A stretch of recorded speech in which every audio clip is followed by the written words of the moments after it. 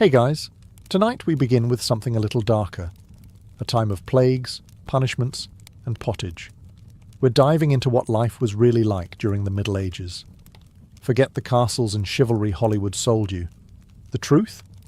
You probably wouldn't last a single day. So before you get comfortable, take a moment to like the video and subscribe, but only if you genuinely enjoy what I do here. And let me know in the comments where you're tuning in from and what time it is for you. It's always fascinating to see who's joining us from around the world. Now, dim the lights, maybe turn on a fan for that soft background hum, and let's ease into tonight's journey together. Congratulations, you've just woken up in the year 1325. The good news? You're alive. The bad news? So are the fleas. Your bed is a half-rotted straw mattress stuffed with bugs and hay that smells like a barn floor, because it was a barn floor 3 months ago. There's no memory foam, no pillows, and definitely no Egyptian cotton sheets. Just a wool blanket that hasn't been washed since last winter, and now weighs roughly as much as a small cow from the accumulated grime.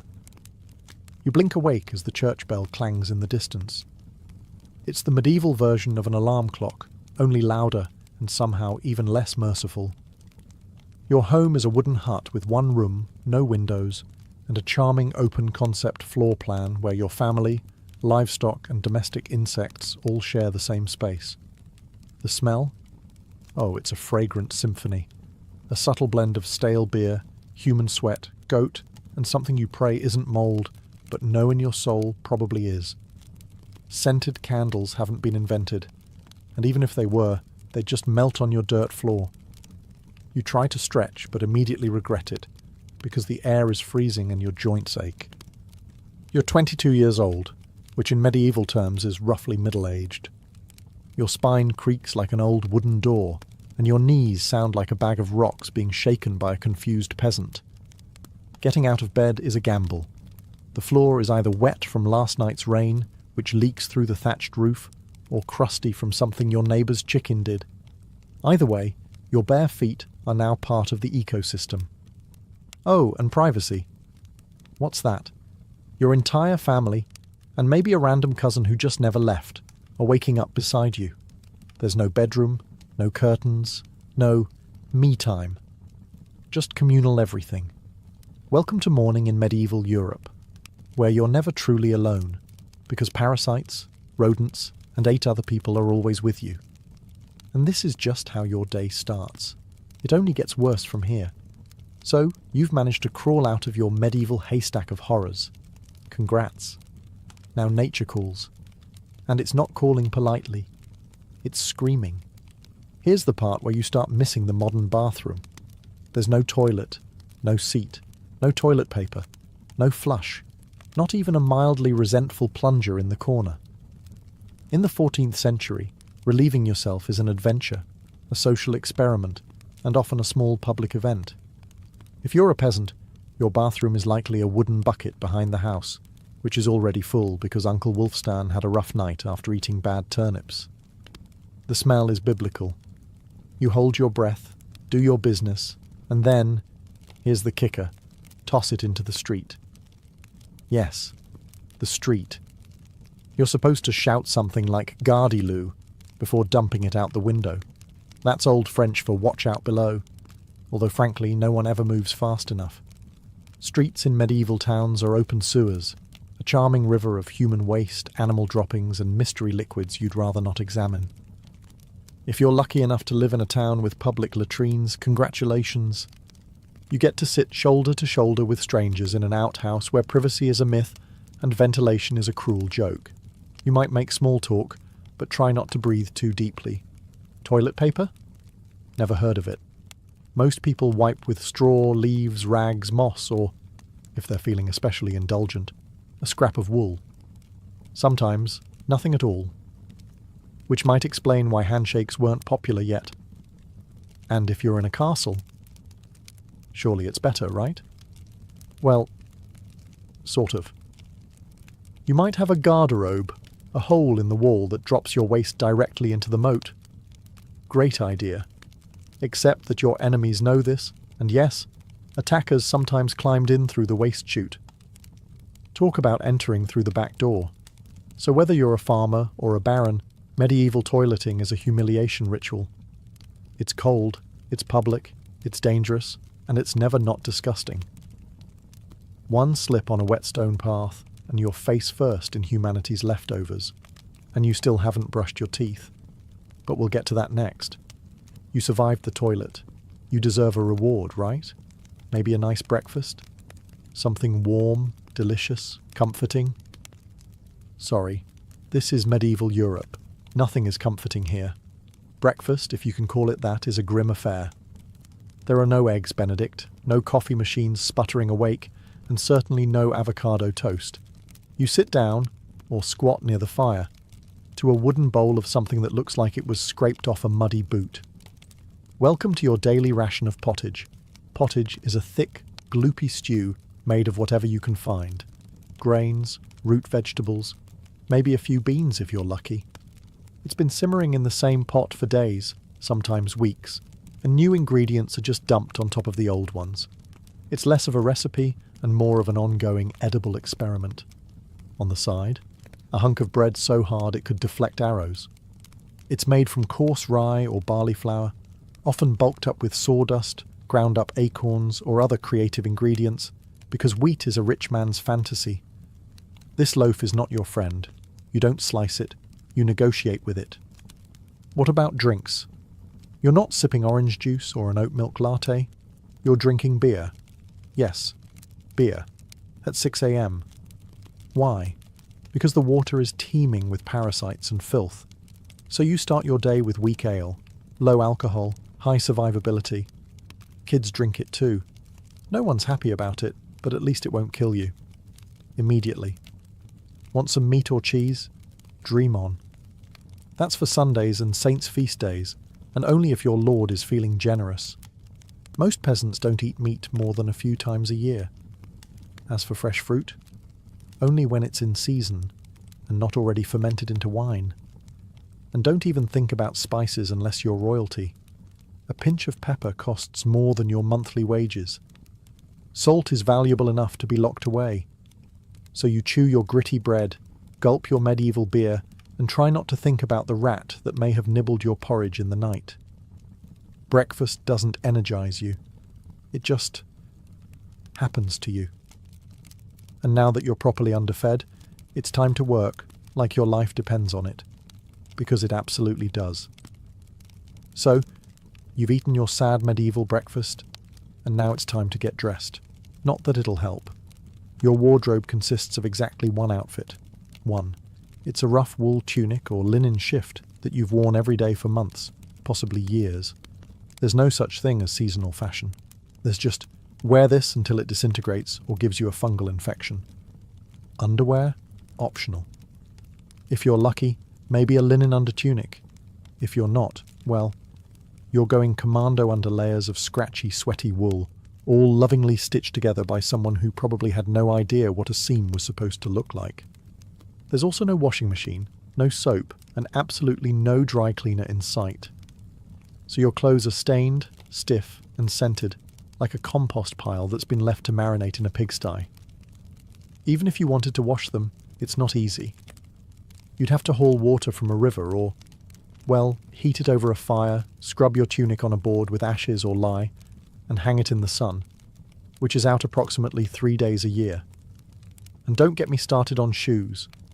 If you own any, they're made of untreated leather, barely stitched together, and offer as much arch support as a banana peel.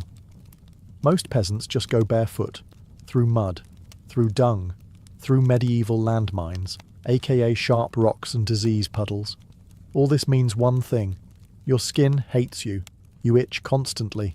Fleas, lice, and bedbugs live rent-free on your body. Everyone has them.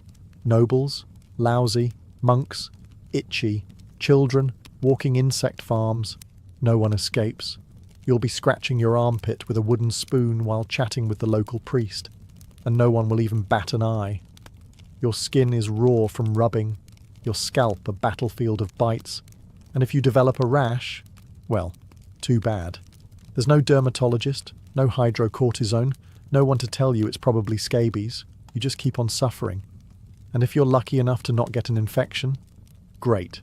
That rash will simply accompany you for the next 6 months like an unwanted medieval sidekick. Now that you're dressed in misery and wrapped in discomfort, it's time to head outside and start working yourself to death. Now that you're fully dressed in itches and damp wool, it's time to flash that morning smile. Except, you don't. Because in the Middle Ages, smiling is a dangerous game. Not emotionally, dentally. There's no toothbrush, no toothpaste, no mouthwash, no floss. The concept of oral hygiene is about as popular as bathing, which is to say, not very. Some people might chew on a twig or rinse with wine or vinegar, but for the most part, your teeth are on their own, and they're not doing well. By the time you hit your mid-20s, your smile looks like something pulled from a haunted crypt. Cavities are rampant, gums are swollen. And those aren't just food stains on your teeth. That's decay. You have more rot in your mouth than a medieval root cellar. Sugar, while not yet everywhere, is becoming more common among the rich. Imported at great cost, mostly used in small cakes or to show off wealth. If you're a noble, congratulations. You get to rot your teeth faster than the peasants. If you're poor, you'll do it slowly over time with fermented bread, gritty porridge, and years of hard chewing. Toothaches? Get used to them. They're like medieval weather, always there in the background. The kind of pain that makes you consider praying, drinking, or pulling the tooth out yourself with a pair of pliers, and that's not a joke. That was the actual treatment. Dentists didn't really exist, but barber surgeons did. Yes, the same guy who cuts your hair is also pulling your molars out by candlelight with an iron hook and zero anesthesia. Infected tooth? Hope you like fevers, because without antibiotics, it can easily turn into sepsis and kill you. From a toothache. That's right.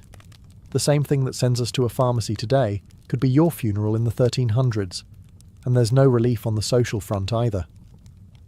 Kissing? Good luck. Halitosis, bad breath, is everywhere. If you're single, you're not judged by your smile. You're judged by your land and your livestock. In short, your mouth is a battlefield, and it's losing the war. Now that your teeth are throbbing, let's head outside. Because your real job, the one that will break your back, is just getting started. Time to head to work. Except there's no office, no desk, no coffee break, and no chance of promotion. Your job, if you're like 90% of the population, is simple. Don't die while labouring for someone else's comfort. You're a peasant. Congratulations. That means you work the land that belongs to a lord who probably doesn't remember your name. You rise with the sun and stop only when it disappears behind the trees. Your tools? A wooden hoe, a rusty sickle, and whatever bones are still intact in your body. There's no weekend. There's no clocking out. There's only sunrise to sunset, 6 days a week. Sunday is off, but only if you're not harvesting, fighting off raiders, or praying feverishly for your infected toe to stop turning black. The work is brutal. Fields are ploughed by hand or with oxen, if you're rich enough to afford one. You dig ditches, sow seeds, pull weeds, and carry water until your spine begins to resemble the letter S. No one cares if you're tired. No one's asking how your mental health is doing. If you're a woman, surprise. You don't just do fieldwork. You also care for children, clean, cook, spin wool, feed animals, and pretend your husband's lice infestation isn't slowly migrating to your side of the bed. Children? They start helping out around age 5. No school, no toys, just a tiny wooden rake and a dream of one day not dying of the flu. And if you're one of the few who isn't a farmer, maybe you're a blacksmith, a tanner, or a cooper. Great. You still work with fire, chemicals, or animal guts all day in poorly ventilated sheds. The pay? Basically survival. The perks? Occasional bleeding. Break a bone? Too bad. Get a fever, drink some warm beer and keep going. You can't afford to stop. Not even for a day. Because if you don't work, you don't eat. And if you don't eat, well, medieval Europe has a solution for that. It's called being replaced. So you grip your shovel, ignore the blisters, and keep digging. Because in the Middle Ages, your job isn't a career, it's a slow-motion endurance test. Now that your back is on fire from labouring in the fields, let's talk about the weather. Because in the Middle Ages, temperature is less about seasons and more about ongoing punishment from the sky. Let's start with winter. There's no insulation, no central heating, and no weatherproofing. Just wooden walls with gaps you could throw a chicken through. Your windows? Covered with cloth, not glass. The fire in the hearth? Nice in theory, but you don't have enough firewood to keep it going because wood is expensive, and gathering it from the forest is sometimes illegal. Yes, you can be executed for picking up the wrong stick from the wrong forest. You bundle up in your one damp wool tunic, huddle near the dying embers, and still wake up with your nose frozen. Your feet? Permanently cold, often damp. Your fingers? So stiff they feel like tiny medieval popsicles. Frostbite isn't diagnosed, it's just called bad luck. Now fast forward to summer. Sounds better, right? Wrong. In summer, your home turns into a clay oven. There's no fan, no cross breeze, and absolutely no deodorant. You sweat through your layers, but you can't remove them, because showing too much skin is scandalous.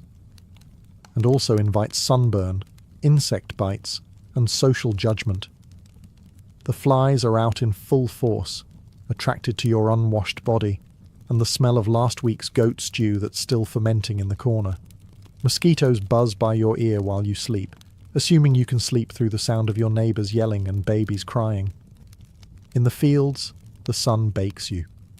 No sunblock, no hat, unless you've fashioned one out of straw like a desperate scarecrow. And the worst part, you still have to work. Heatstroke is just called taking a bad turn, so you're either shivering in your own hovel, wondering if your toes will make it to spring, or you're sweating through your only pair of socks while your thighs chafe into oblivion. And the one thing that never changes, no matter the season, your clothes still itch, your food is still terrible, and your next job, still waiting. Welcome to climate control, medieval style. There is none. Feeling thirsty? Need to freshen up? Want to splash a little water on your face to wake up from this damp fever dream of a life? Too bad. In medieval times, water isn't your friend. It's trying to murder you quietly. Let's start with drinking. The nearby stream looks fresh, bubbling and clear, like something out of a fantasy movie. But spoiler alert, it's not. Upstream, someone just dumped a chamber pot into it. And if not that, then a dead pig is probably decomposing in it. Parasites, bacteria, and the entire microbial army of medieval Europe are waiting in every sip. That's why people drank beer. Yes, beer, even children. But before you imagine medieval kids doing keg stands, understand that it was small beer, weak in alcohol, strong in survival. Brewing boiled the water, so it was safer than whatever flowed through the town ditch. Wine was another option. If you were rich enough to afford it, and unconcerned with functioning properly before noon. What about bathing? Surely water was used for cleaning. In theory, yes. In practice, absolutely not. See, back then, people believed bathing actually opened your pores and let the disease in. That's right. Washing yourself was considered medically risky. You were cleaner, apparently, if you never removed the protective layer of filth caked onto your skin. Communal bathhouses did exist, but they quickly gained reputations as places for gossip, scandal, and sometimes full-on medieval extracurriculars. So naturally, the church got involved and shut many down. Even if you did want to bathe, it was a full production.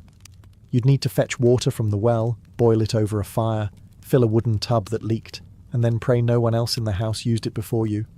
Or worse, after. And rainwater? Collected in open barrels where birds poop, insects breed and moss thrives. Sounds refreshing, doesn't it? So whether it's going in your mouth, on your body, or onto your crops, water in the Middle Ages is less of a life source and more of a gamble. One wrong gulp, and you're spending your final days sweating in a straw bed, clutching your stomach, and contemplating all your life choices. Next time you sip tap water, raise a glass for our ancestors. They didn't have the luxury of hydration without hazard, so you drank the water, or maybe you didn't. Maybe you just stubbed your toe on a rock shaped like disappointment. Either way, you're sick. You need help. You need a doctor. Too bad you live in the Middle Ages where medicine is really just polite torture with a theology degree. Let's start with the diagnosis. Everything wrong with you, whether it's a cough, rash, broken bone, or the creeping plague, is caused by your humours being out of balance. The 4 humours were blood, phlegm, yellow bile, and black bile. According to medieval science, your health depends on keeping them balanced, like some sort of internal soup. Got a fever? Too much blood. The answer? Bloodletting. That's right. Let's drain your life force into a bowl using a dull blade or a hungry leech. And yes, barbers were often the ones doing it. Imagine getting a haircut and a hemoglobin extraction in one sitting. 2 for 1, baby. Feeling sad or anxious? That's clearly an excess of black bile. The cure? Laxatives. Maybe a warm herbal purge.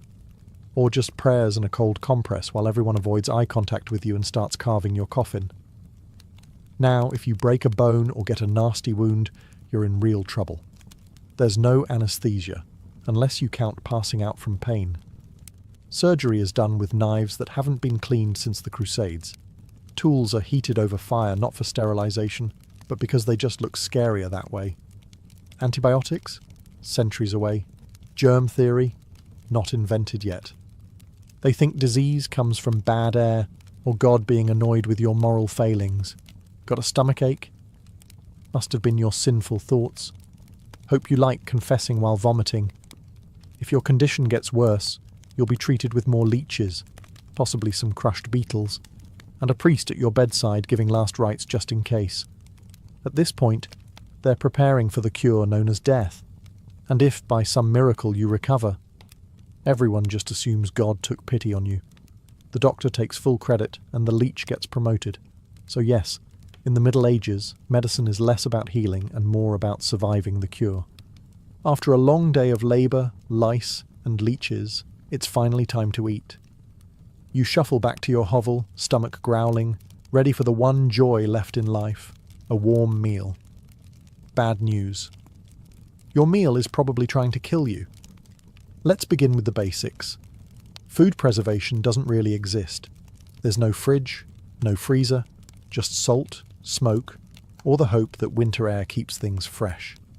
Your meat, if you're lucky enough to have any, has been hanging for days, covered in flies, marinated in questionable brine, and possibly shared with a rat or 2.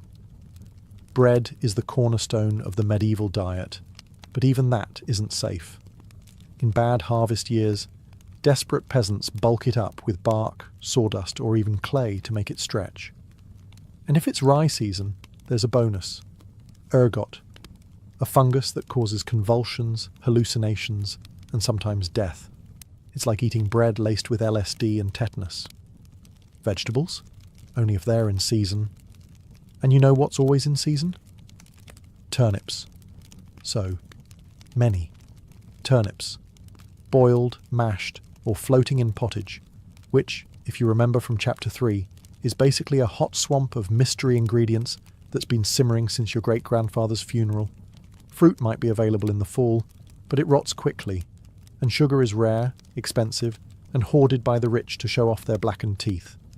Dairy is another gamble. Fresh milk spoils in hours. Butter and cheese fare better, but they're loaded with bacteria. People eat them anyway because, frankly, it's either that or chew your boot leather. And let's talk about seasoning. Spices like pepper, cinnamon or nutmeg? Worth more than gold. For the average peasant, flavour comes from onions, salt, if you're lucky, and pain. Most meals taste like wet burlap sprinkled with sadness. But food isn't just a health hazard. It's a political one. Game animals belong to the Lord, not you. Caught poaching a rabbit? You could be fined, imprisoned, or even executed. That's right, your dinner could get you hanged. So as you sit down to eat your grey stew by flickering firelight, remember, every bite is a risk. but you eat anyway, because in the Middle Ages, food doesn't nourish, it tests you. It's evening now. You've worked, suffered, and barely digested your suspicious stew. You might think the day is winding down, but don't get too relaxed, because God is watching. So is the priest. And so is your neighbour Agnes, who will absolutely rat you out if you miss Mass. In medieval Europe, religion isn't just part of life, it is life. The church controls your calendar, your laws, your education, if you can read, your birth, marriage, death, and everything in between. Think of it as your spiritual landlord. And you're always behind on rent. Every day is structured around prayer bells. The town church bell rings in the morning, noon, and night. Not because people need reminders, but because missing prayer is a sin.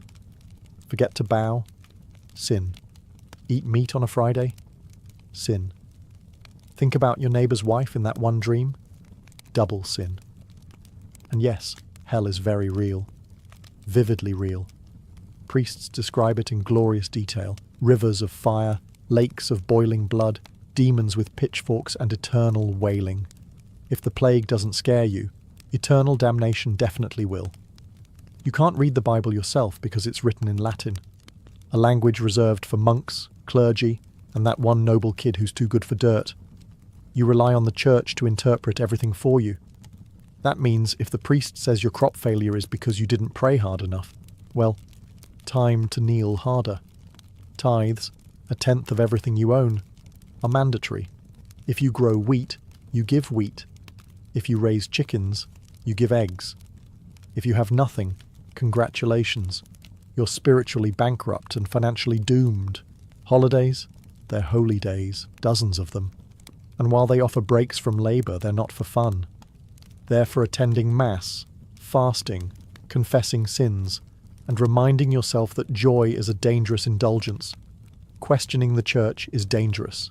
Heretics are burned, witches are drowned, blasphemers are flogged, and skeptics are quickly reformed. So you go through the motions. You chant, you bow, you pray that your soul, after enduring this dirt-covered life, might finally land in paradise, assuming the priest likes you.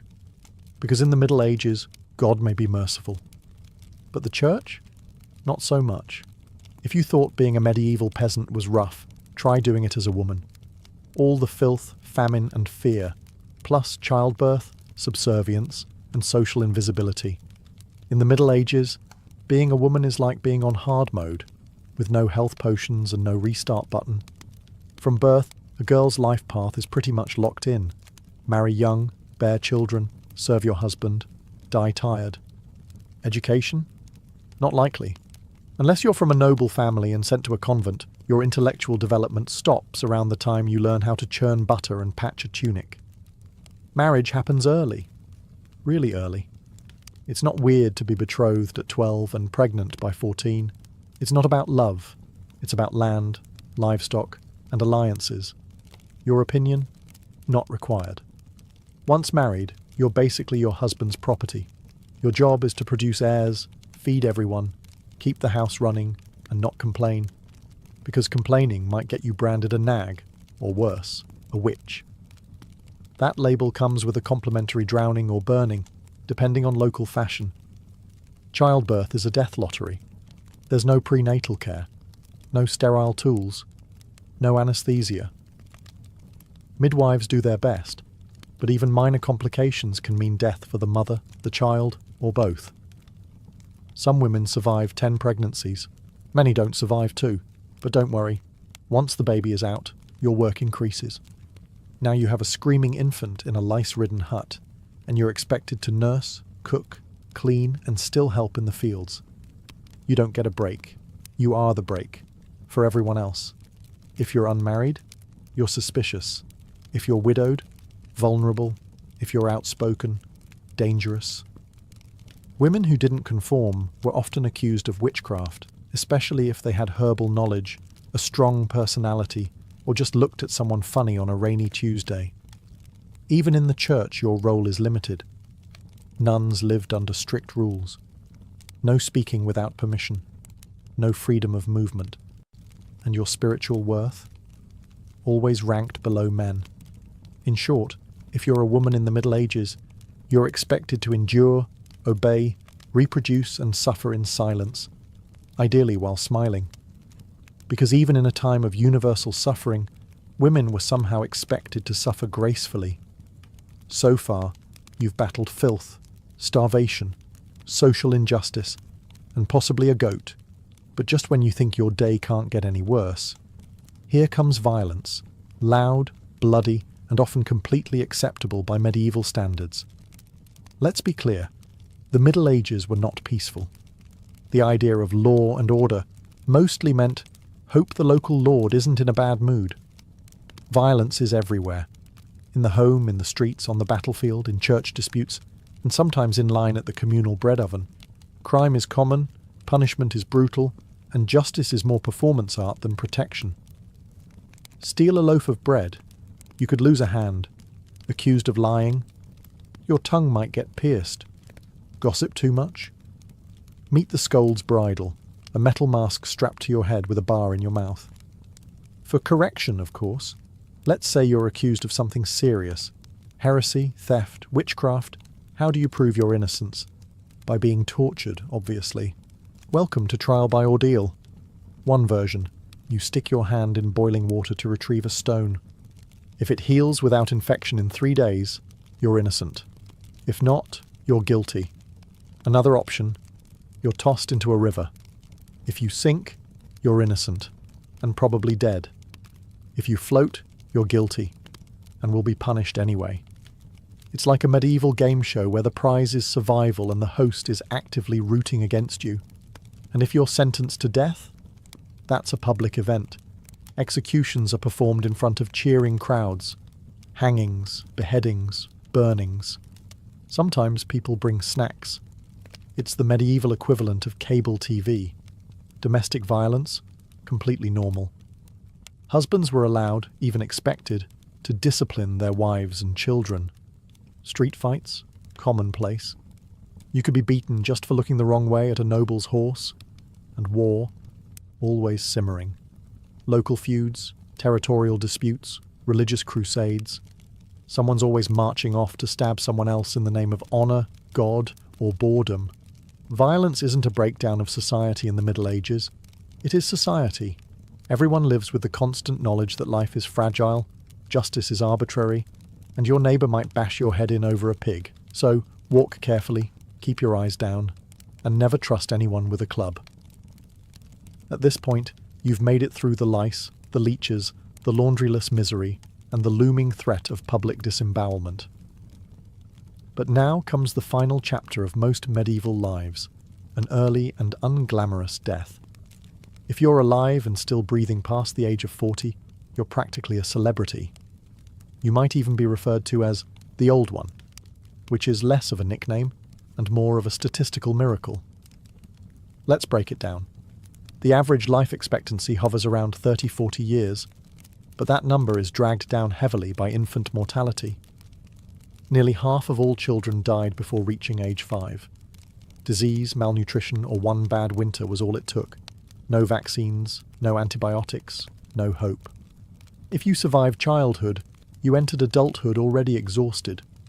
Work began as soon as you could walk upright, and by 25, your joints creaked like a monastery door. You might be missing several teeth, a finger, and most of your original optimism. Women faced a particularly deadly gauntlet: childbirth. It was one of the leading causes of death for medieval women. No pain relief, no medical intervention, just prayer, hot water, and someone holding your hand while you bled out on a straw-stuffed cot. For men, the dangers were different, but equally relentless.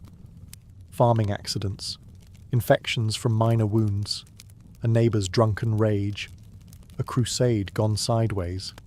Even walking to the market could be risky if you crossed paths with a bored bandit or an angry tax collector. Death could also come quietly, from the plague, which turned cities into cemeteries overnight, or from famine, which could last entire seasons, thinning out entire villages, or from bad luck, like eating spoiled grain and spending your final hours hallucinating and screaming at the walls. And funerals? You were lucky if you got one. Bodies were often buried quickly to avoid disease.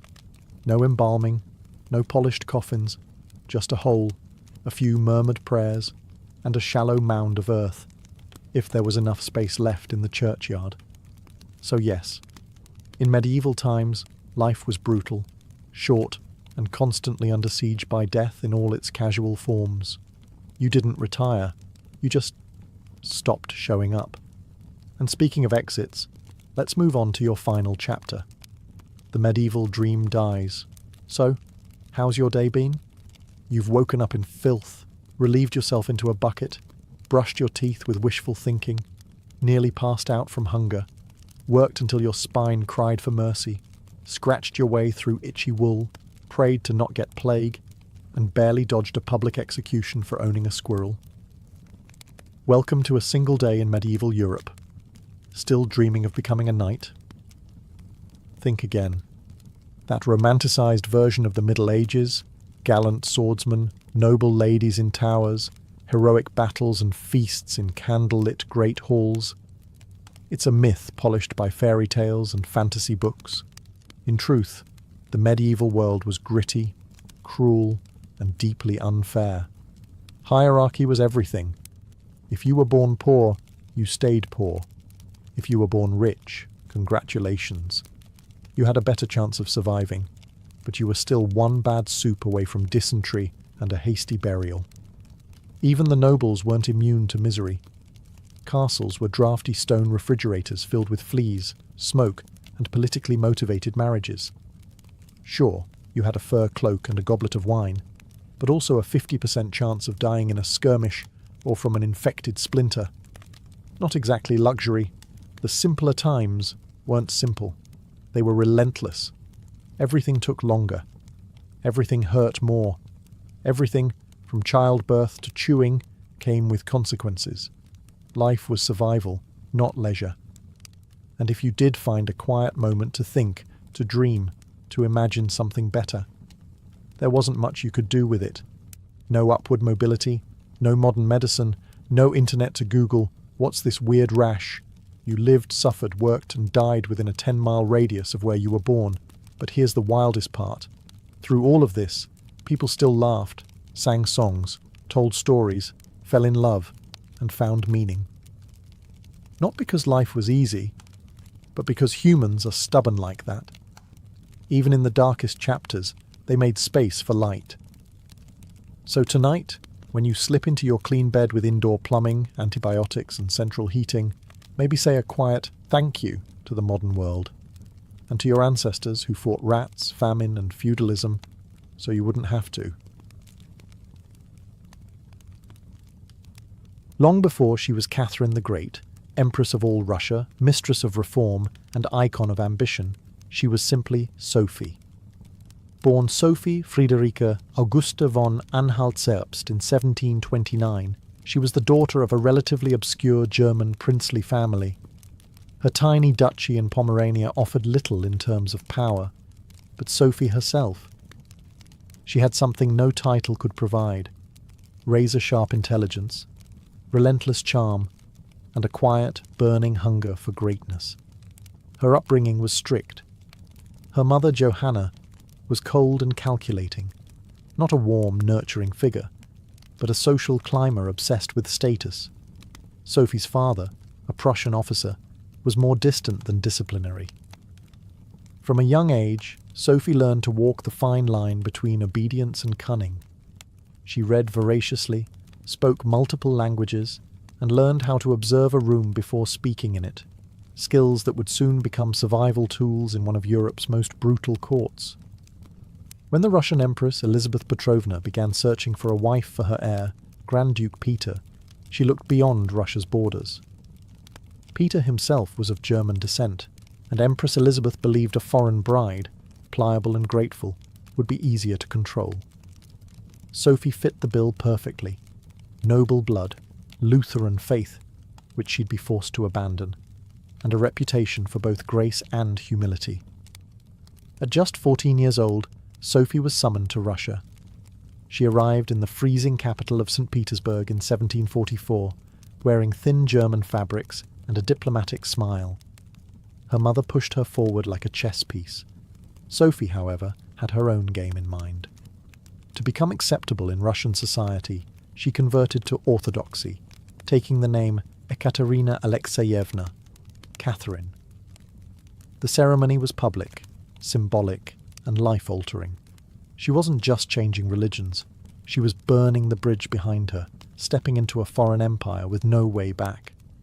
No one watching that quiet teenage girl in a fur-trimmed coat could have predicted what would come next.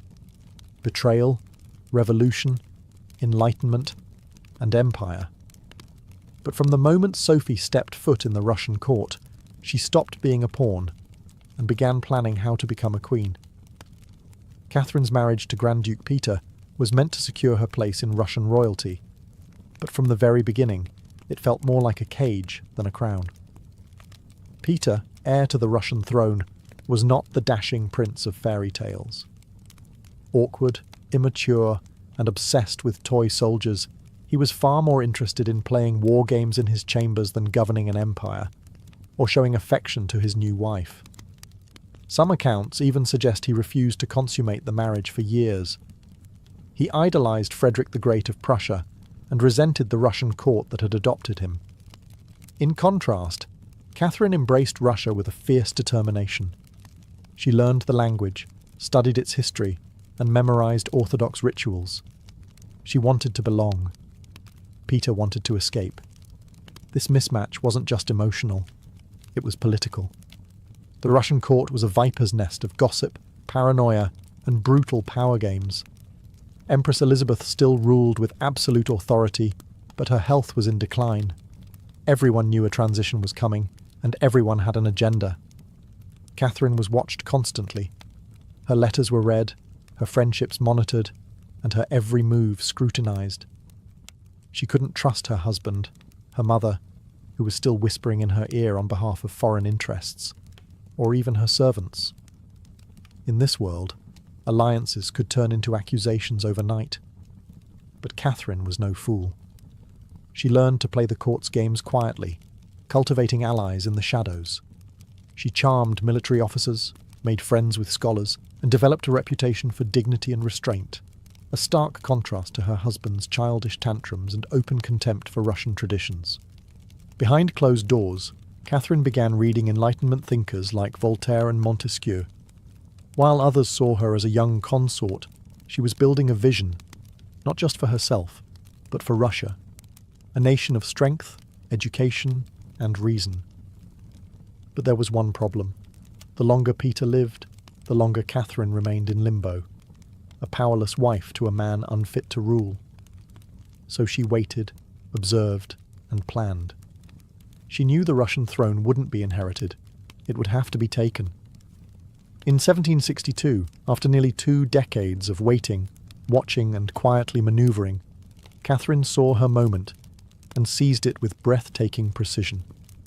Empress Elizabeth had died, and Peter, now Peter III, was finally Tsar.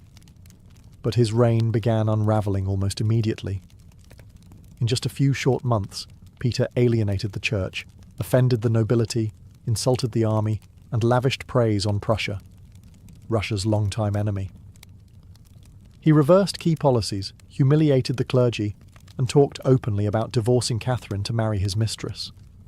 The court, already wary of his erratic behaviour, turned cold. The army, filled with generals loyal to Catherine, grumbled in corridors. Even ordinary Russians, devout and patriotic, saw Peter as a foreign puppet who mocked their traditions.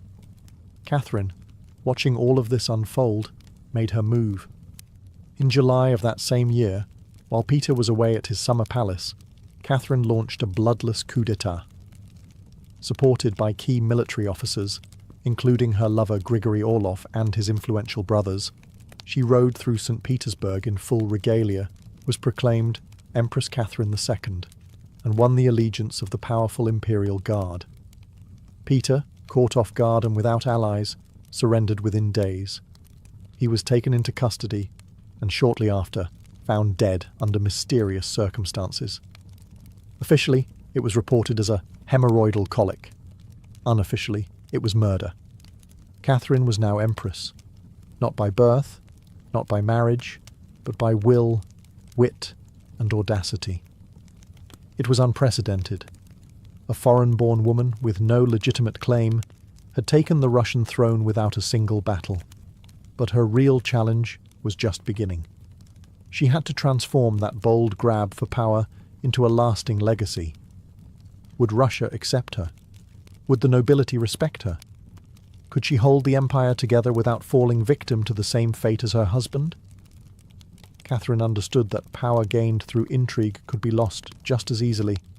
She needed to rule not as a schemer, but as a visionary.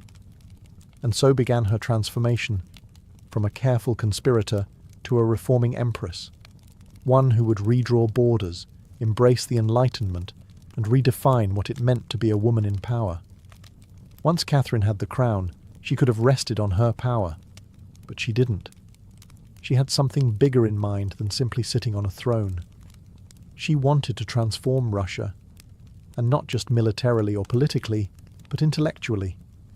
While Peter had worshipped Frederick the Great and toy soldiers, Catherine idolized Voltaire, Diderot, and the bold thinkers of the Enlightenment.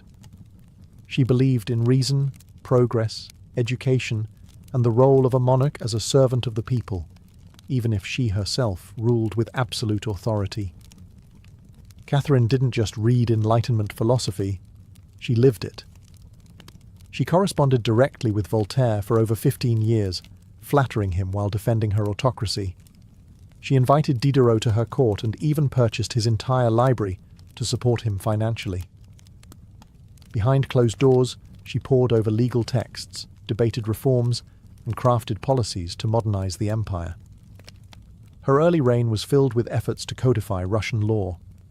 She formed the Legislative Commission in 1767, an ambitious project intended to rewrite the entire legal code of Russia. Catherine's own nakaz, or instruction, was a political manifesto in disguise, one that spoke of equality before the law, the dangers of torture, and the responsibility of rulers to serve the common good. For an empress in 18th century Russia, it was radical. But Enlightenment ideals had to survive the realities of Russia, a vast, feudal, deeply conservative land, ruled by nobles who liked their serfs exactly where they were, beneath them. Catherine knew this. While she advocated reform, she moved carefully. She abolished some forms of torture, expanded access to secular education, and built schools and libraries. But she also reaffirmed the nobility's control over their serfs to keep them loyal. This was Catherine's balancing act, a philosopher queen in public, a practical empress in private. She walked a tightrope between ideology and survival, between the shining salons of Paris and the gritty politics of Moscow. Her vision for Russia was bold, but always calculated. In many ways, Catherine wasn't trying to make Russia European. She was trying to make Russia modern, on her terms. And that meant reform, yes, but with an iron hand in a velvet glove. Catherine wasn't content with reforming Russia from within. She wanted to expand it outward, to make it an empire worthy of fear, admiration, and envy. Where Peter the Great had opened a window to the west, Catherine aimed to knock down the walls. Under her leadership, Russia's borders stretched wider than ever before. She waged wars not just to defend her crown, but to reshape the map of Europe. One of her most significant campaigns was against the Ottoman Empire. These wars, fought in waves throughout the 1760s and 1770s, weren't just about territory. They were about influence. Catherine saw herself as the liberator of Orthodox Christians living under Muslim rule and as the rightful protector of Eastern Europe. Under generals like Alexander Suvorov and Grigory Potemkin, Russia captured key regions including Crimea, the northern coast of the Black Sea, and access to warm water ports, something Russian Tsars had coveted for generations. These victories weren't just military, they were symbolic. With each conquest, Catherine sent a message. Russia was no longer the distant, backward cousin of Europe. It was a continental force. She also turned her gaze westward. In a series of deals and diplomatic maneuvers, Catherine participated in the partitions of Poland, carving up the struggling Polish-Lithuanian Commonwealth along with Austria and Prussia. By the end of the Third Partition in 1795, Poland was erased from the map, and Russia claimed vast new lands and millions of new subjects. But Catherine didn't just conquer with armies. She also colonized with ideas. New cities were built. Trade routes were expanded. German settlers were invited to cultivate Russian farmland. The empire became a mosaic, from the icy Baltic to the sun-drenched shores of the Black Sea. And through it all, Catherine remained the central force, reading reports, issuing orders, and personally overseeing the shape of her expanding empire. Critics would accuse her of being power-hungry, even imperialistic. But to Catherine, expansion wasn't ambition, it was destiny. A great ruler, she believed, was measured not just by ideas but by borders. She didn't just want to rule Russia. She wanted to remake it as a civilized empire, feared by its enemies, respected by its peers, and loyal to her alone. For all her brilliance and power, Catherine the Great was just as famous for what went on behind palace doors. And no, not all of it was whispered in libraries. Catherine's private life became one of the most talked about aspects of her reign. She had lovers, not just one or two, but a carefully curated parade of them, many decades younger, often handsome, and sometimes politically influential. She didn't hide them. In fact, she often rewarded them with titles, estates, and pensions, if they behaved well. If not, they were quietly dismissed, sometimes with a polite thank you and a promotion. Among the most important of these lovers was Grigory Potemkin, a man as brilliant as he was bold.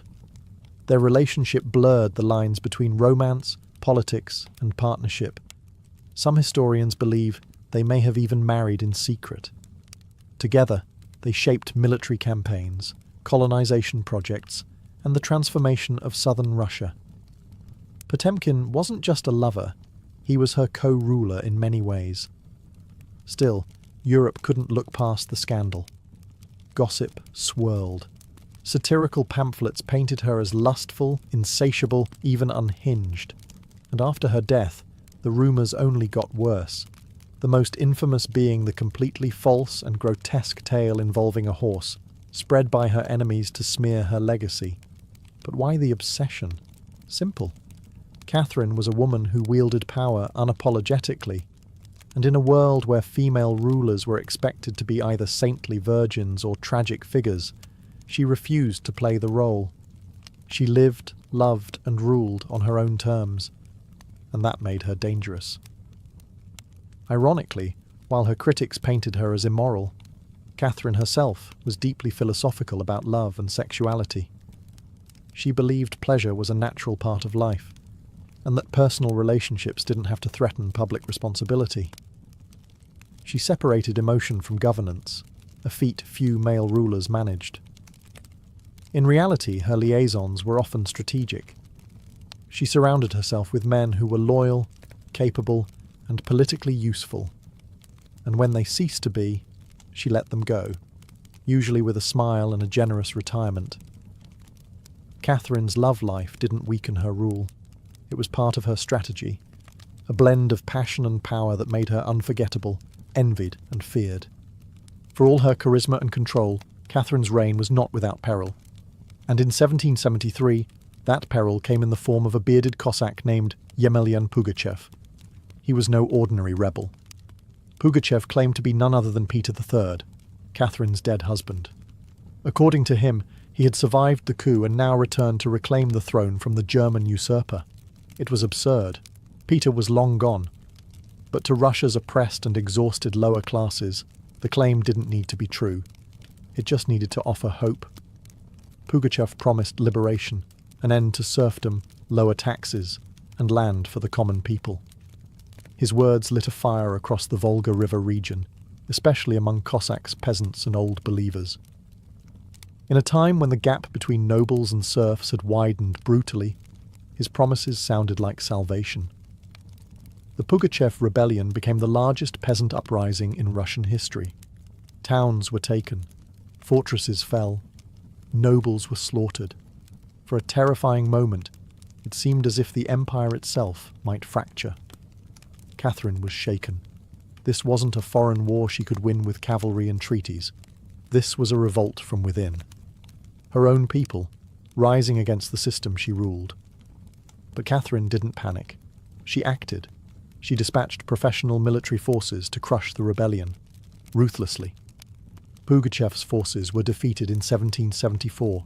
He was captured, displayed in an iron cage, and eventually beheaded in Moscow, a public warning to all who dared follow. Afterward, Catherine doubled down on order and control. Her dreams of liberating the serfs quietly faded into silence. The rebellion had shown her the limits of enlightenment in a country still shackled by feudalism. She now leaned harder on the nobility, who offered loyalty in exchange for absolute control over their serfs. This was a turning point. The empress who once quoted Voltaire now prioritized stability over philosophy. Reform became cautious, surveillance increased. Rebellion, even whispered, was to be stomped out before it had breath. Pugachev may have lost his head, but he left behind a warning that haunted Catherine, that power built on inequality could only hold so long before the storm came crashing through. By the time Catherine the Great approached the final years of her life, she had ruled Russia for over 3 decades, longer than any female ruler in Russian history. From the moment she seized power, she had defied expectations, reshaped her empire, and redefined what a woman and a monarch could be.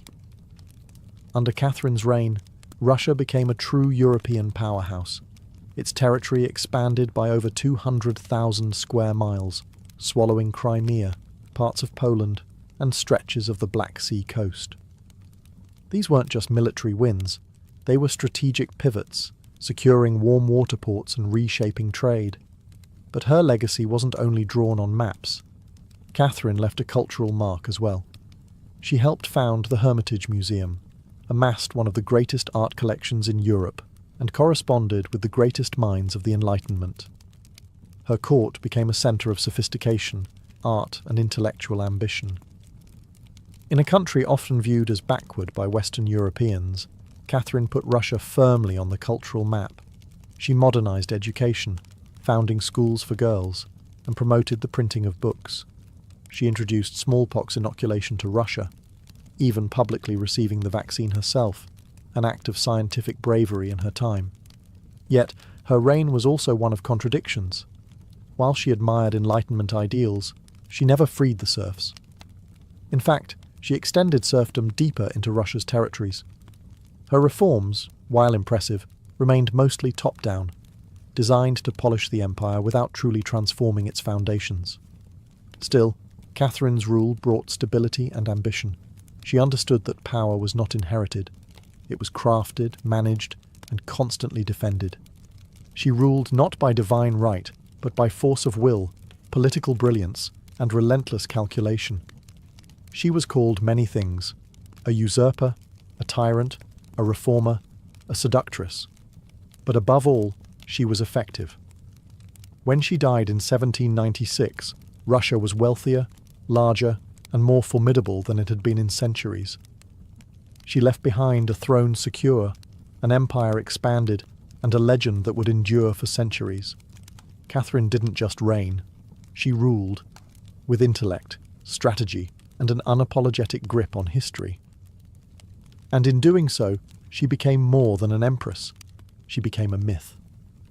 For all her power, expansion, and enduring legacy, Catherine the Great was still, at her core, a woman navigating a man's world and reshaping it in her image.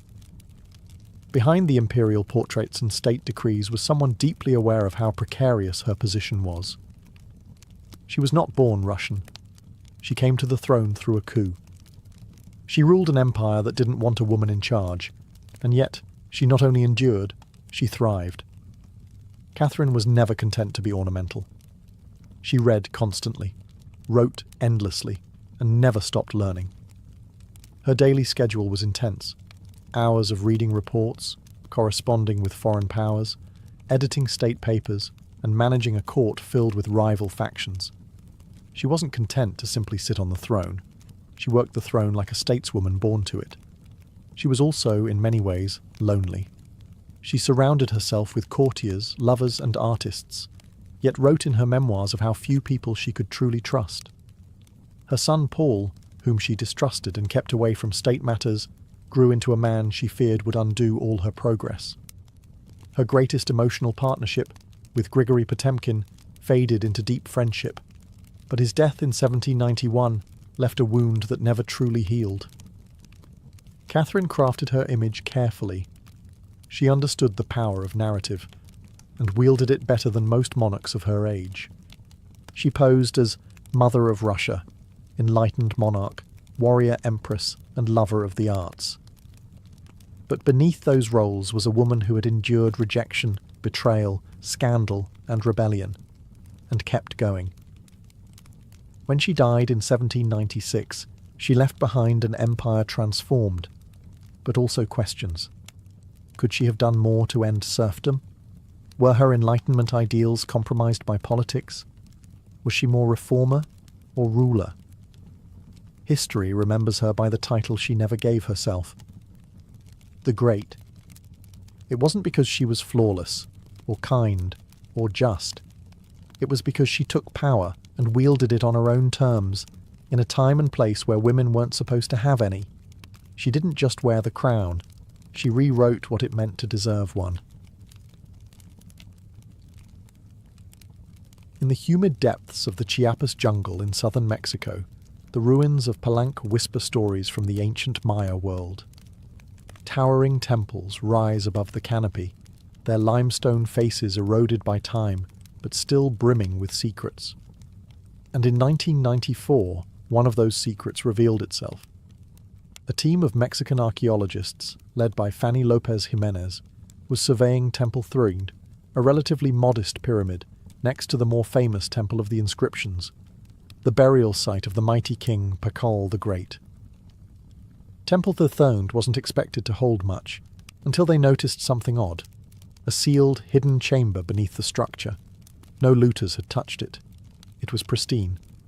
When the archaeologists broke through and lowered themselves inside, they found a stone sarcophagus resting in silence.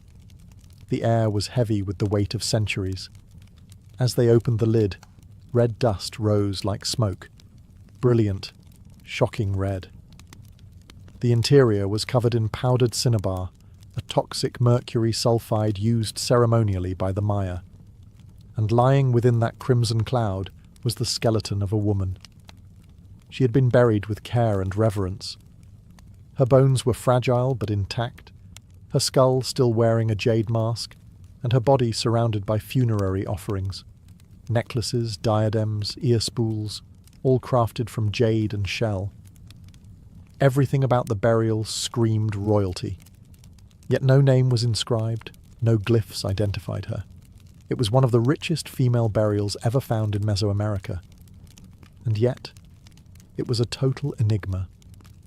Why was she buried in red powder? Who was she? Was she a queen, a priestess, or perhaps even Pakal's wife? The researchers called her the Red Queen, and the name stuck.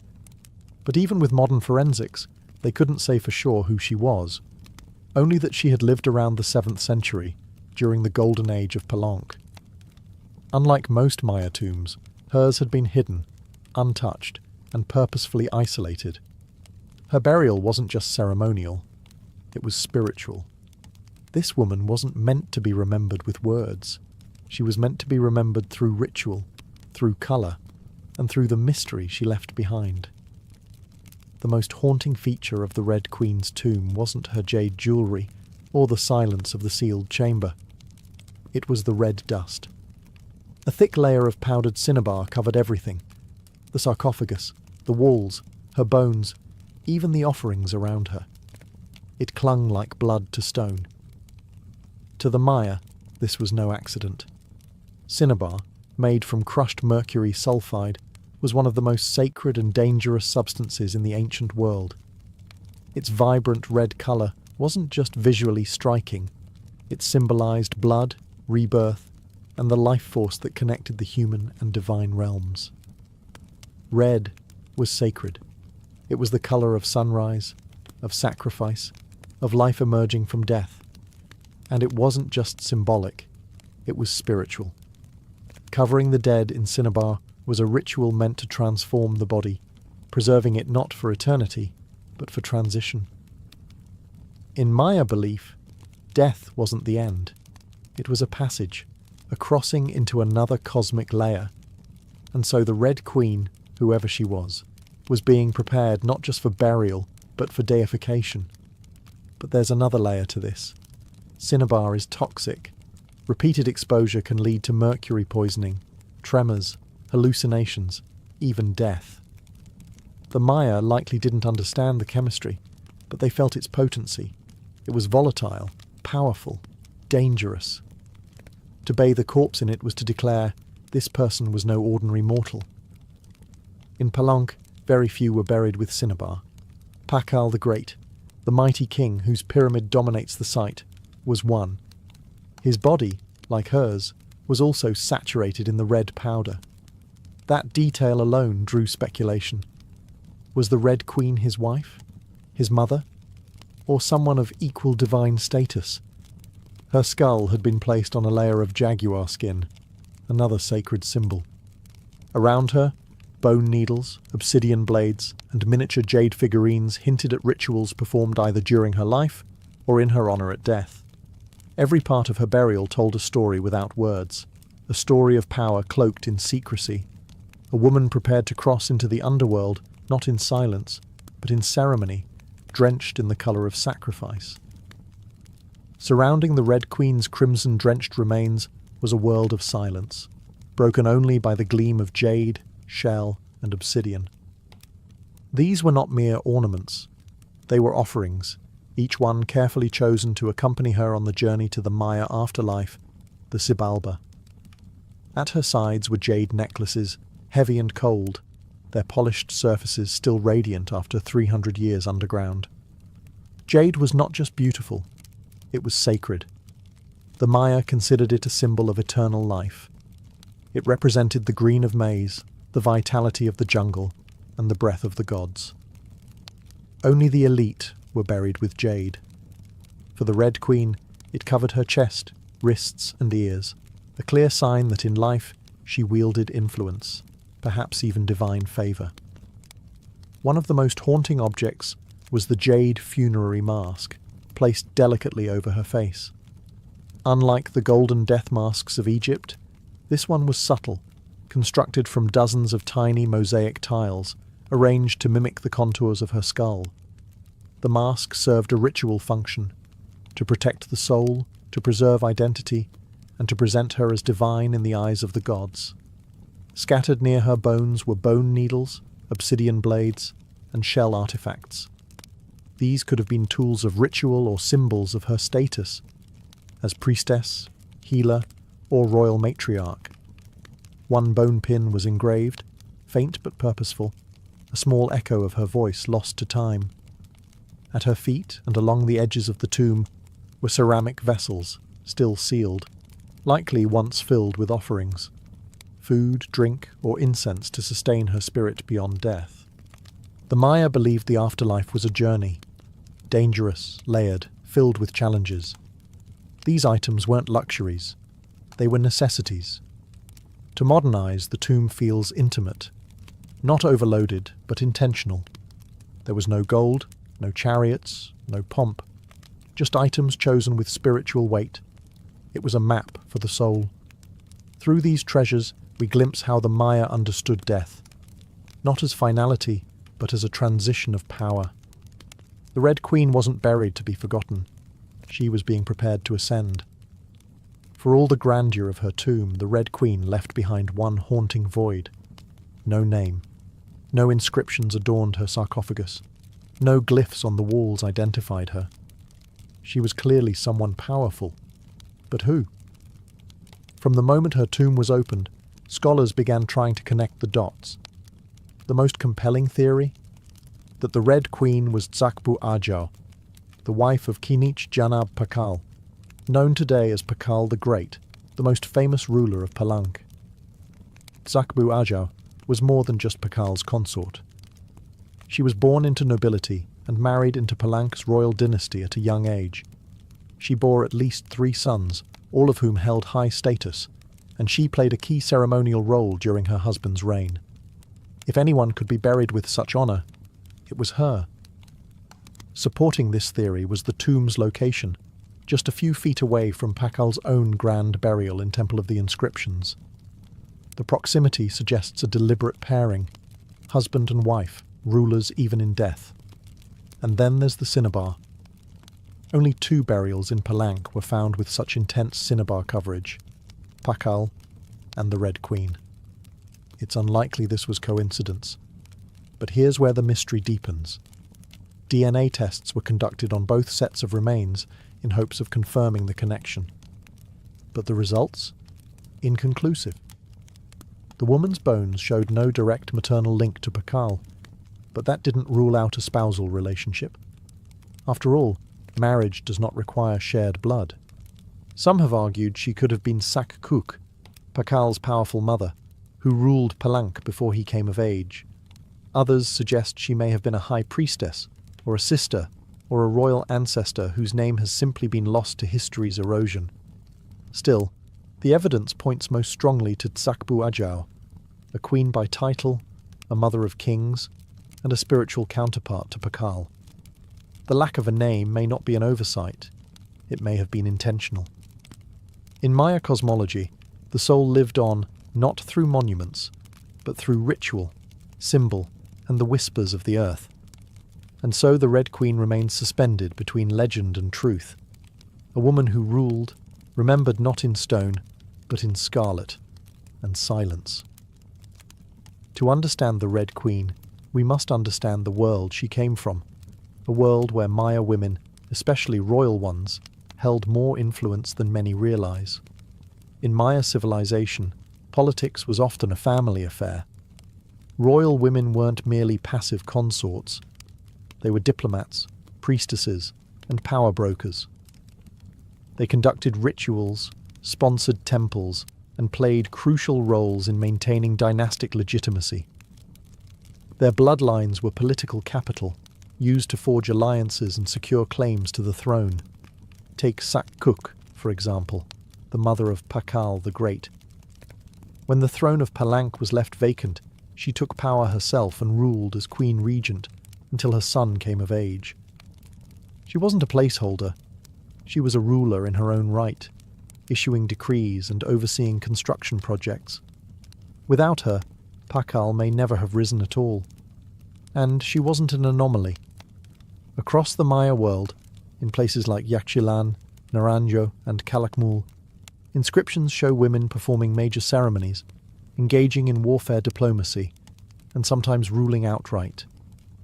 They were often portrayed in stelae and murals, dressed in elaborate headdresses and regalia, standing beside kings as equals, or sometimes above them. Their words were carved in glyphs. Their names were remembered, until they weren't. By the time Spanish conquistadors arrived centuries later, much of that memory had eroded. The colonial lens saw native women as silent figures in a male-dominated world, but the archaeology tells a different story, one of complex gender roles, where power was negotiated, not simply inherited. This context casts the Red Queen in a new light. She may not have ruled in name, but her burial, rich, sacred, and positioned beside Pakal, suggests she was a central pillar in the royal order. Her jade mask wasn't just decoration. It was a symbol of identity, of power held in life and protected in death. Her bloodline may have been the very glue that held Palanka's dynasty together. In Maya civilization, a queen wasn't just a queen. She was a keeper of sacred lineage, a voice in ceremony, and often the bridge between gods and men. The Red Queen may be nameless, but in her world, she was never voiceless. The Red Queen wasn't just buried with treasures. She was buried in architecture rich with purpose, layered with Maya cosmology, ritual symbolism, and intentional design. Her tomb wasn't merely a grave, it was a gateway to eternity. Her body was discovered inside Temple Third, one of the smaller pyramids within the heart of Palenque, yet its proximity to Temple of the Inscriptions, the resting place of Pakal the Great, is telling. These temples weren't built randomly.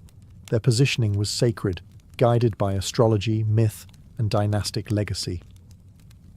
Temple the Thirthiid rises modestly compared to its grand neighbour, but it hides something even more intimate. A sealed crypt, untouched by looters, perfectly preserved. It was constructed deep within the temple's core, accessible only by a steep, narrow staircase. The descent into her tomb feels almost symbolic, a ritual journey downward, into the underworld.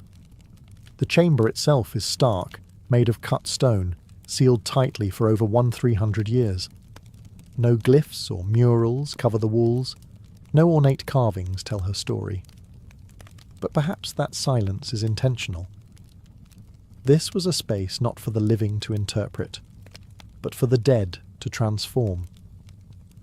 At the centre, her sarcophagus sits like an altar. Crafted from limestone, it echoes the grand stone coffin of Pakal next door. While Pakal's lid is famously engraved with scenes of cosmic rebirth, the Red Queen's tomb is more subdued. The focus is inward, on the body, on the cinnabar, on the ritual of death itself, and yet there are subtle architectural cues that hint at meaning. The tomb is aligned east to west, a symbolic path mirroring the sun's journey from life to death. The chamber is small, but powerful.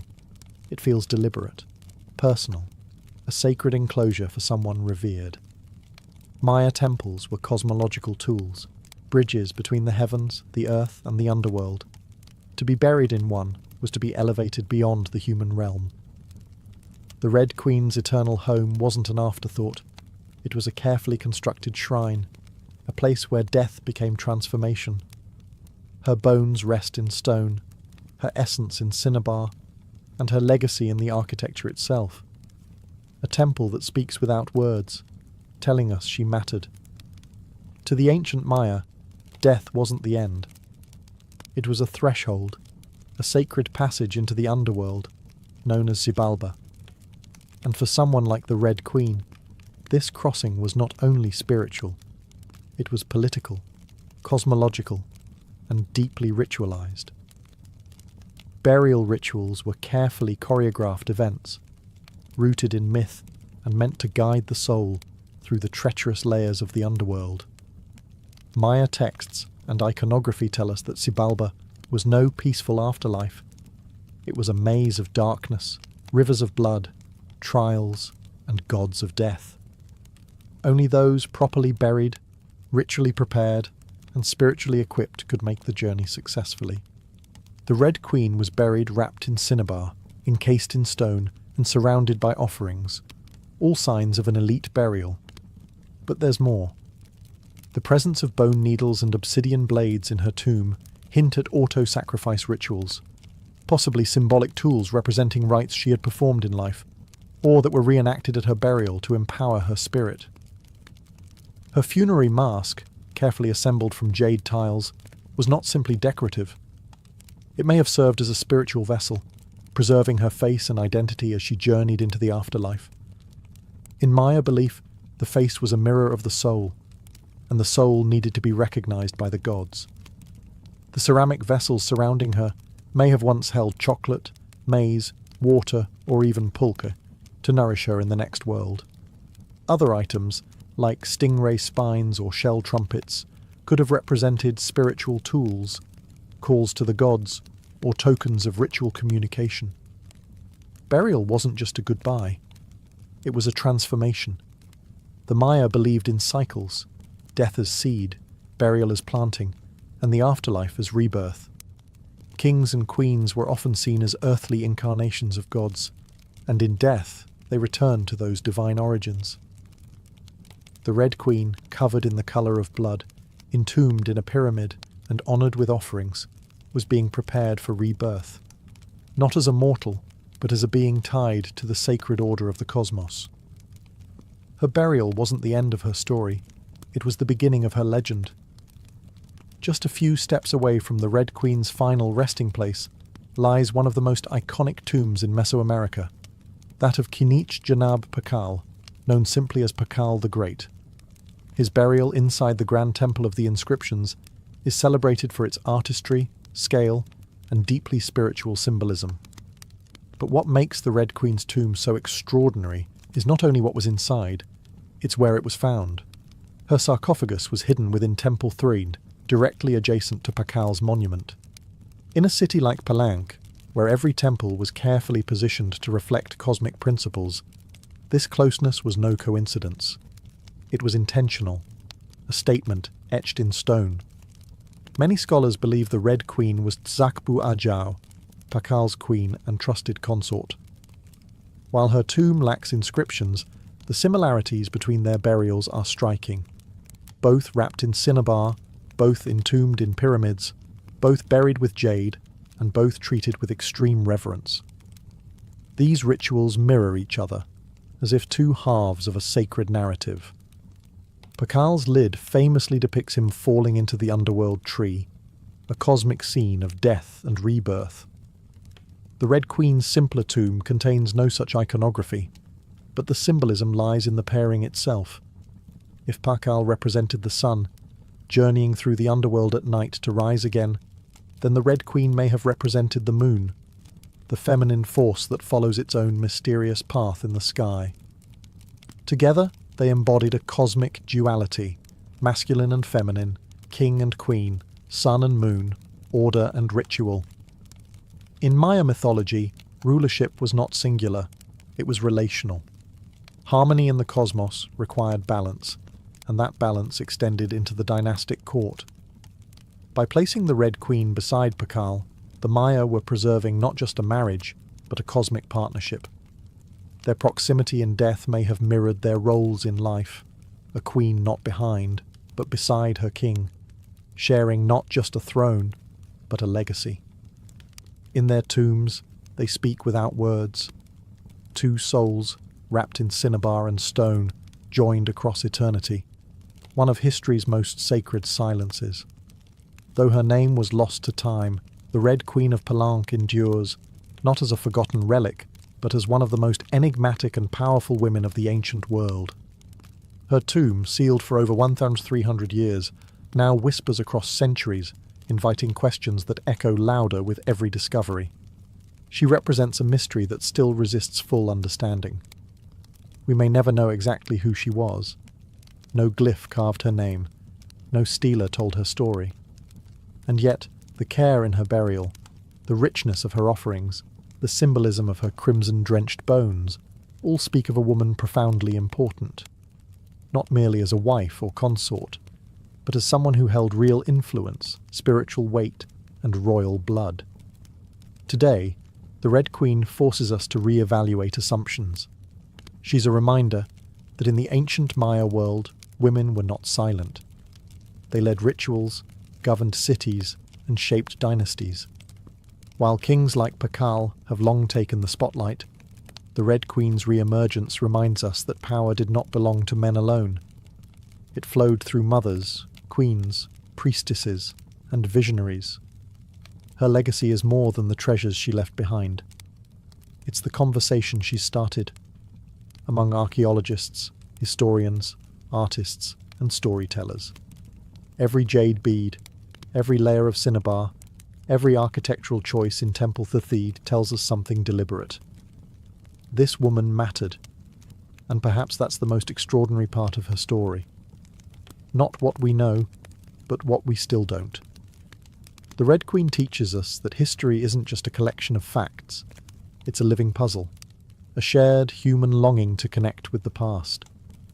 In that sense, her legacy is still unfolding.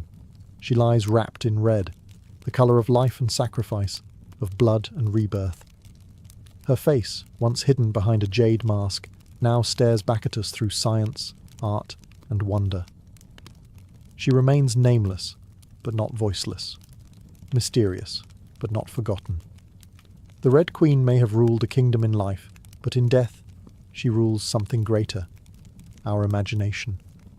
Her tomb was sealed in stone. Her story was written in silence. And still, somehow, she speaks. Frida Kahlo was born on July 6, 1907, in the vibrant district of Coyoacán, then a village on the outskirts of Mexico City. Her childhood home, the Casa Azul, the Blue House, was filled with colour, contradiction, and quiet strength. It would later become a sanctuary, a battleground, and a museum to one of the most iconic artists of the 20th century. Frida was the third of 4 daughters born to Guillermo Kahlo, a German-Hungarian photographer, and Matilde Calderón, a devout Catholic of indigenous and Spanish descent. Her parents were opposites: Guillermo, reserved and intellectual; Matilde, religious and emotionally distant. Frida would inherit her father's introspection and artistic eye, but also her mother's fierce resilience. As a child, Frida was imaginative, outspoken, and bold. She read voraciously and asked questions most adults didn't want to answer. But at the age of 6, she contracted polio, which left her right leg thinner and weaker than the other. A physical difference she tried to mask with long skirts, but never allowed to limit her spirit. The illness left her bedridden for months and isolated from other children. During this time, she grew close to her father, who encouraged her to exercise, ride bicycles, and stay mentally sharp. Unlike most girls of her time, Frida didn't aspire to become a wife or a homemaker. Her goal? To become a doctor. She enrolled in the prestigious National Preparatory School in Mexico City at age 15, one of only a handful of girls accepted. There, she stood out not just for her intelligence, but for her rebellious wit, radical thinking, and unique sense of style. She joined a group of young intellectuals known as the Cachuchas, who debated philosophy, literature, and politics. Frida was drawn to revolution, to ideas that challenged tradition. But even in those early years, before the bus crash that would define her body, and before the fame that would define her legacy, Frida Kahlo was already painting herself into the world, with sharp edges, unapologetic ideas, and an identity too big to fit inside anyone else's expectations. She wasn't just growing up in Coyoacán, she was preparing to remake herself entirely. On September 17, 1925, Frida Kahlo's life was split in two: the girl she had been and the woman she was forced to become. That afternoon, she boarded a wooden bus with her boyfriend, Alejandro Gomez Arias, after school. They were laughing, teasing each other, and probably arguing. Frida never did anything halfway. But moments later, the bus collided with a streetcar, and in an instant, her future unraveled into pain, metal, and silence. The crash was horrific. The streetcar crushed the bus against a wall, splintering wood and flinging passengers. Frida was impaled by an iron handrail. It entered her left hip and exited through her pelvis. Her spinal column fractured in 3 places. Her right leg shattered, her foot dislocated. Her collarbone and ribs broke. Her shoulder was dislocated. Her abdomen was pierced. She was just 18 years old. A man covered her with a borrowed overcoat. Someone else noticed her body was sparkling, not from blood, but from the gold powder she had been carrying in a pouch. It had exploded on impact, dusting her broken form in what looked like glittering ash. Frida was taken to the Red Cross hospital and underwent numerous surgeries over the following months. She spent weeks in a body cast, flat on her back, immobile, writhing with infection and uncertainty. The future she'd imagined, of becoming a doctor, slipped further away with every passing day. But in that stillness, something began to stir. Her father gave her brushes. Her mother rigged a special easel to hang above her bed. A mirror was placed on the canopy so she could see herself. And there, lying in plaster and agony, Frida began to paint, first out of boredom, then out of obsession. Her first subjects were her own reflection, because she was all she had. But what emerged wasn't vanity. It was survival. The crash had broken her physically, but it had also opened a door into her own mind, her own body, and eventually into the surreal language of pain and identity that would define her art. The girl who wanted to heal others now began healing herself. one brush stroke at a time. As Frida Kahlo lay encased in plaster and steel, a body fighting itself with every breath, she began to paint. What started as a form of therapy soon became a language, and that language was deeply personal, brutally honest, and often hard to look at. Which was precisely the point. Frida didn't paint pretty flowers or polite landscapes. She painted pain. Her pain. Physical, emotional, and existential. Her first subjects were self-portraits. Not because she was vain, but because, as she famously said, "I paint myself because I am so often alone, and because I am the subject I know best." Her early works were small in scale, painted on tin or wood panels, inspired by Mexican retablos. Devotional paintings meant to tell stories of suffering and miracles. Frida turned this tradition inward. Her body became the canvas. Her emotions became the altar. She painted herself as split, as pierced, as bleeding. In one painting she is impaled by nails, like a modern-day martyr. In another, she floats in a barren landscape, tethered to a broken column, a metaphor for her shattered spine. She painted herself weeping, fractured, decapitated, and bare, but never passive, always watching. Her pain was not sanitized. She painted the ugliness of trauma with beauty, defiance, and even humor. Each piece was a reclamation of her body, her experience, and her identity as a woman in a world that often tried to define her. But Frida wasn't just telling her story. She was inventing a new kind of visual narrative, one that blended Mexican folk art, surrealism, medical illustration, and symbolism. Her paintings became dreamlike autopsies of her soul, framed in color, culture, and myth. By the time she recovered enough to walk again, albeit painfully, Frida was no longer the girl who had wanted to be a doctor. She was an artist, and her art was unlike anything anyone had seen. She had taken the worst thing that had ever happened to her and turned it into a source of creation. Frida Kahlo didn't just paint her pain.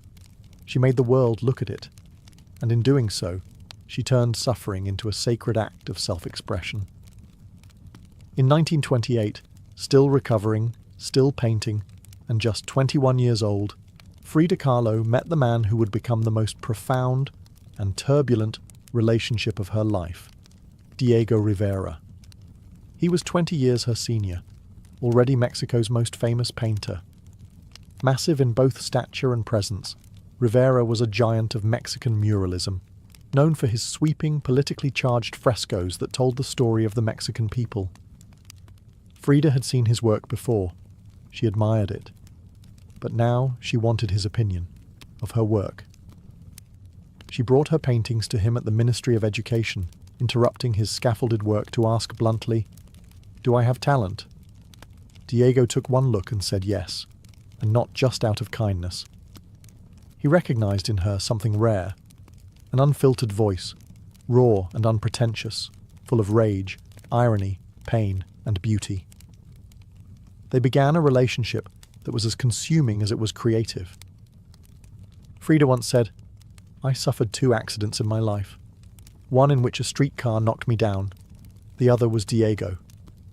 They married in 1929, an odd pairing to outsiders. Diego, massive, unfaithful, politically famous. Frida, sharp-tongued, fiercely independent, already walking with a cane. Her parents called it a marriage between an elephant and a dove. Their bond was passionate, but chaotic. Diego supported her art and encouraged her growth as a painter, but he was also endlessly unfaithful, even with Frida's own sister, Cristina. Frida was devastated, and in return, she took lovers of her own, both men and women, including rumoured affairs with Leon Trotsky and painter Georgia O'Keeffe. They divorced in 1939, then remarried a year later with different terms.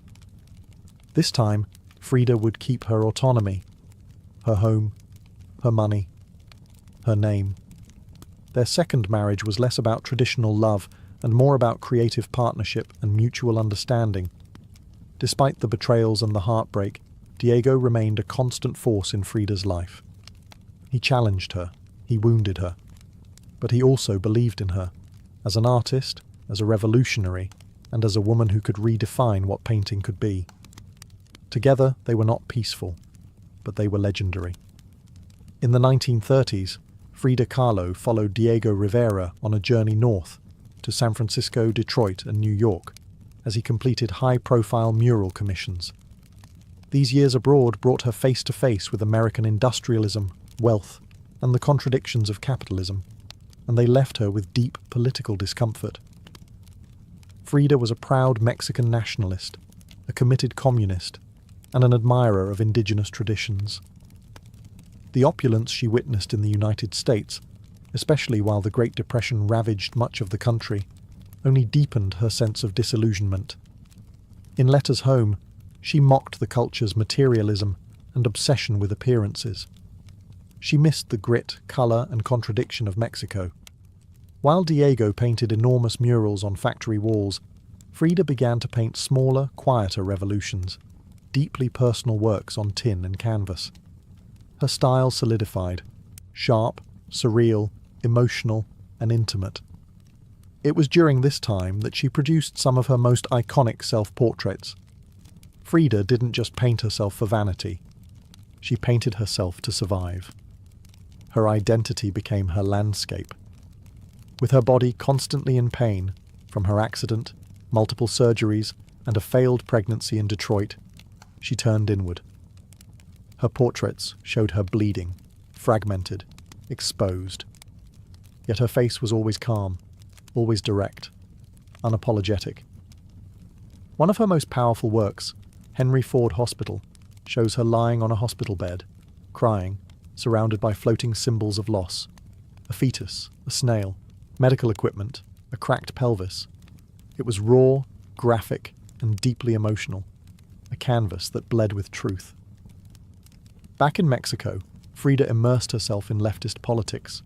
She and Diego welcomed Leon Trotsky into their home while he lived in exile. Frida wore Tijuana dresses, traditional indigenous garments, not just as fashion, but as a political and cultural statement. Her art was never disconnected from her beliefs. Her identity, her body, and her ideology all intertwined in her work. While Rivera was painting murals of revolution, Frida painted its human cost, the body in pieces, the mind on fire, and the self always staring back. In exile and in illness, she became not just a painter of pain, but a painter of resistance. When Frida Kahlo returned to Mexico in the late 1930s, she was no longer just Diego Rivera's wife. She had become something else entirely. A force, an artist whose work radiated with raw honesty, surreal symbolism, and cultural identity. Back in her homeland, she stepped fully into herself. Her Casa Azul in Coyoacán became a sanctuary of colour and contradiction. Bright cobalt walls, yellow trim, Aztec statues in the garden, monkeys and parrots wandering freely.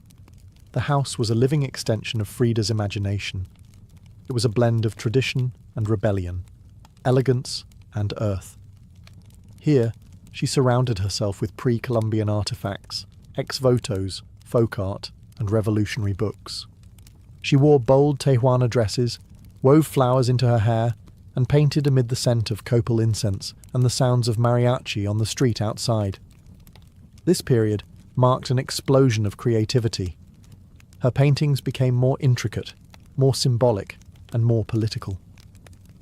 Works like the two Fridas revealed a divided self, one in European dress with a bleeding heart, the other in indigenous clothing, strong and composed. It was Frida's visual autobiography, a portrait of love, loss, and heritage. In 1939, she exhibited her work in Paris, where artists like Picasso, Breton, and Kandinsky praised her fiercely original style. But even among the surrealists, Frida stood apart. When André Breton tried to label her as one of their own, she pushed back. "They thought I was a surrealist," she said. "But I wasn't. I never painted dreams. I painted my own reality." She painted Mexico, not the romantic postcard version, but the living, breathing country she adored. Her work pulsed with symbolism, skeletons, hummingbirds, hearts, thorns, corn, and blood. She honored the indigenous roots of her homeland while unmasking the violence of its past and present. But even as her artistic voice grew stronger, her health continued to decline. Multiple surgeries, infections, and chronic pain became daily realities. Still, she painted through it, propped up in bed, torso bound in corsets, fingers clenched around the brush. Frida had returned to Mexico not to rest, but to reclaim her power, through paint, through politics, and through her fearless embrace of the self. As the 1940s wore on, Frida Kahlo's body continued to betray her. Her spine was deteriorating. Her right leg was constantly infected. She underwent more than 30 surgeries in her lifetime, often in grueling succession. At times, she was bedridden for months, encased in body casts or immobilized by traction devices that stretched her bones apart. But still, she painted. Each canvas during these years became both a release and an act of resistance. Her works grew darker, more defiant. She painted with a clarity sharpened by pain, refusing to hide behind metaphor. In The Broken Column, she presents herself split down the middle, her body pierced with nails, a cracked ionic column replacing her spine. Yet her face is stoic, her gaze unflinching. Pain for Frida was no longer just a subject. It was her companion, her antagonist, her muse. Her political voice also grew louder. She joined the Mexican Communist Party, marched in demonstrations, wrote fiery letters, and called out imperialism and injustice. When her health no longer allowed her to walk, she appeared at protests in a wheelchair, defiantly holding signs and shouting slogans. In 1953, Frida was given her first solo exhibition in Mexico, a long overdue celebration of her art. But her health was so fragile, doctors told her she couldn't attend. So she did what only Frida would do. She arrived by ambulance, carried in on a stretcher, and placed in the center of the gallery on her hospital bed. Dressed in traditional finery, surrounded by her own work, she greeted guests with tequila, laughter, and that fire still burning in her eyes. Her final paintings were both childlike and harrowing. In Marxism Will Give Health to the Sick, she painted herself wearing a steel corset, cradled by the hands of Marx, casting away symbols of oppression. Her last known work was a still life of sliced watermelons, one piece bearing the words, "Viva la vida," long live life. Even in the face of death, she remained defiant, joyful, and political. Frida Kahlo's last portraits weren't just self-portraits. They were acts of revolution, painted in pain, but always signed with life. On July 13, 1954, at the age of 47, Frida Kahlo died in the same place she had been born, La Casa Azul in Coyoacán. The official cause was listed as a pulmonary embolism, but those closest to her whispered of something deeper. She had been ill, yes, but also exhausted. By pain, by surgeries, by the long war with her own body. Just days before, she had attended a political protest against the CIA-led coup in Guatemala. Weak and wheelchair-bound, she insisted on going, her clenched fist raised in the air. Revolution remained her final heartbeat. Her last diary entry was brief but piercing. "I hope the exit is joyful, and I hope never to return." Frida's funeral was held at the Palacio de Bellas Artes, Mexico's most prestigious cultural institution. Her body, draped in the red flag of the Mexican Communist Party, was watched over by friends, family, artists, and revolutionaries. Diego Rivera was inconsolable. He called her the greatest love of his life, even as his betrayals had nearly broken her. But in the years that followed her death, something extraordinary happened. Frida Kahlo refused to disappear. At first, her name was whispered only in art circles. Her works weren't easy to categorize, too political for surrealists, too surreal for traditionalists. But slowly, her image, her story, and her defiance began to resonate. Through the 1970s and 1980s, as feminist scholars and activists reclaimed forgotten voices, Frida's became louder. She wasn't just a painter anymore. She was a symbol of pain turned into beauty, of feminism born through resistance, of Mexican identity celebrated without apology, of queerness, disability, revolution, and authenticity. Her face, unibrow, gaze, flowers in her hair, became iconic. Her home became a museum. Her diary became a sacred text. And her paintings now hang in the world's greatest museums. Frida Kahlo had lived much of her life in Diego's shadow.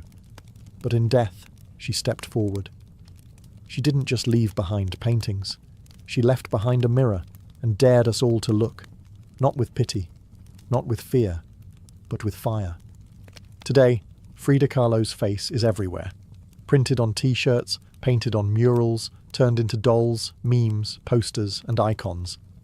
Her signature unibrow, her flower-crowned hair, her direct gaze, all instantly recognizable. But what makes her legacy powerful isn't just that people know her face, it's that they recognize the truth behind it. Frida didn't try to be flawless. She didn't fit into boxes. She wasn't conventional, and she didn't care to be. In a world that demands perfection, she gave us realness. Raw, messy, vibrant, angry, joyful, contradictory realness. She celebrated what made her different: her disability, her queerness, her politics, her culture, and turned it into art that transcended borders and decades. She's become more than an artist. She's a global symbol of defiance, feminism, cultural pride, and creative resistance. For queer communities, she's a fearless bisexual icon who lived openly and unapologetically in a time that demanded silence. For women, she's a reminder that power doesn't require permission. For disabled artists, she's proof that pain can fuel the brush, not stop it. And for Mexico, she's a daughter reclaimed, fierce, folkloric, and forever part of the national soul. Her paintings, once dismissed as too strange or too personal, are now among the most revered in the world. Works like The Two Fridas, Self-Portrait with Thorn Necklace and Hummingbird, and The Broken Column aren't just seen, they're felt deeply by anyone who has ever suffered and needed to turn that suffering into something sacred. She lived in the margins and turned them into centre stage. She embraced contradiction. A communist who wore gold, a woman betrayed who loved again, a body in pieces with a soul unbreakable. And through it all, she painted, not just with colour, but with conviction. Frida Kahlo never asked to be a symbol. She simply told the truth about herself, and in doing so, told the truth for millions of others who had never seen themselves reflected in art before. Now, when we see her face, we see courage, we see colour, we see resistance, we see Frida, not gone, but immortal.